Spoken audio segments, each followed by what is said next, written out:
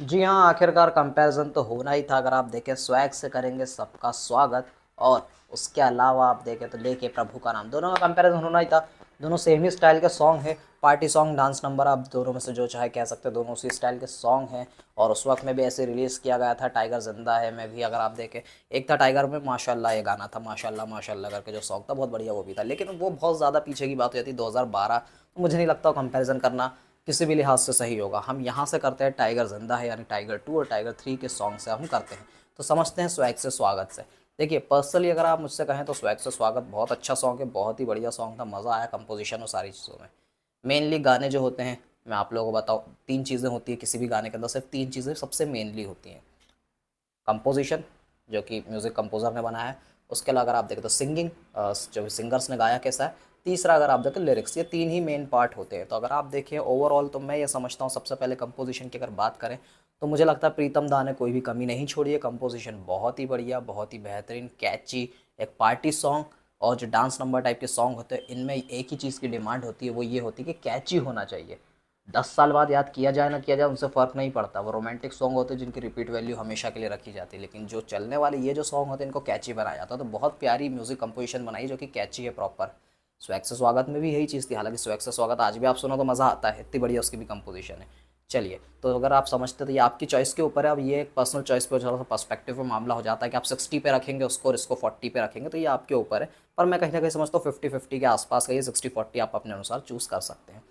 Second चीज़ आ जाती है अगर लिरिक्स की, तो लिरिक्स के मामले में मैं कहूँगा कि स्वैग से स्वागत ज़्यादा बेटर था, क्योंकि उसके लिरिक्स जो है इरशाद कामिल ने लिखे थे। लिरिक्स काफ़ी बेहतर थे, काफ़ी अच्छे ढंग से बनाए गए थे, लिखे गए थे। और ये मेरा पर्सनल मानना है कि इरशाद कामिल जो है वन ऑफ द बेस्ट है लिरिसिस्ट, मैं ये समझता हूँ। देखिए पुराने ज़माने की बात नहीं कर रहा हूँ मैं, क्योंकि जावेद अख्तर बहुत ही अच्छे लिरिसिस्ट हैं, बहुत अच्छा लिखते रहे, लेकिन उन पर हम नहीं जा सकते, वो थोड़े ज़्यादा पुराने होते हैं। नए मॉडर्न डे के वक्त में अगर हम बात करें तो मुझे लगता है इरशाद कामिल बहुत ही बढ़िया है। अगर आप 12 साल पुरानी फिल्में भी उठा के उनकी देख ले, रॉकस्टार का भी अगर आप देख ले, तो उन्होंने बहुत अच्छे लिरिक्स लिखे थे। तो वो अच्छा लिखते हैं हमेशा से, मुझे उनके प्लेबैक सिंगिंग के अंदर, फिल्मों के अंदर उनके लिरिक्स सॉन्ग्स में पसंद आते हैं। ऐसे उनकी जो पोइट्री है वो मुझे इतनी कुछ खास नहीं लगती है, खैर पोइट्री से ही कनेक्टेड होते हैं लिरिक्स भी।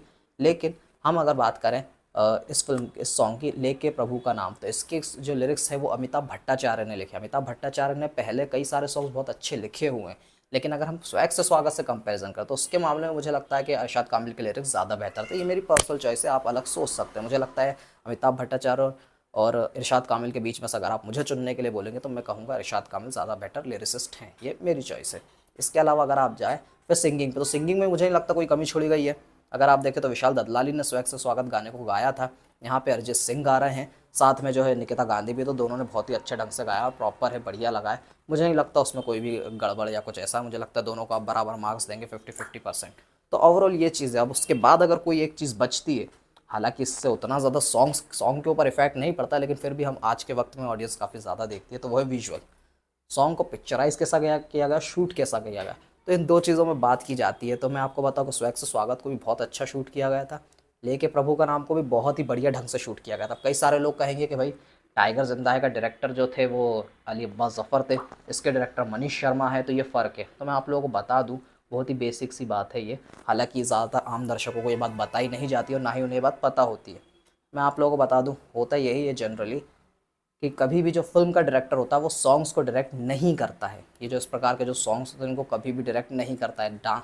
सॉन्ग्स जो होते हैं इनको डायरेक्ट करने के लिए दूसरे डायरेक्टर्स आते हैं जो बनाते हैं। इवन सेट पर अली अब्बास ज़फ़र पहुँचे भी नहीं होंगे देखने के लिए, और मनीष शर्मा इवन पहुँचे भी नहीं होंगे शूट एक्टर्स के साथ में। सॉन्ग के जो डायरेक्टर अलग होते हैं वो ही शूट करते हैं, वो ही बनाते हैं। फिल्म का डायरेक्टर नहीं जाता है, फिल्म का डायरेक्टर सिर्फ फिल्म का डायरेक्शन करता है, ना कि इस प्रकार के गानों के।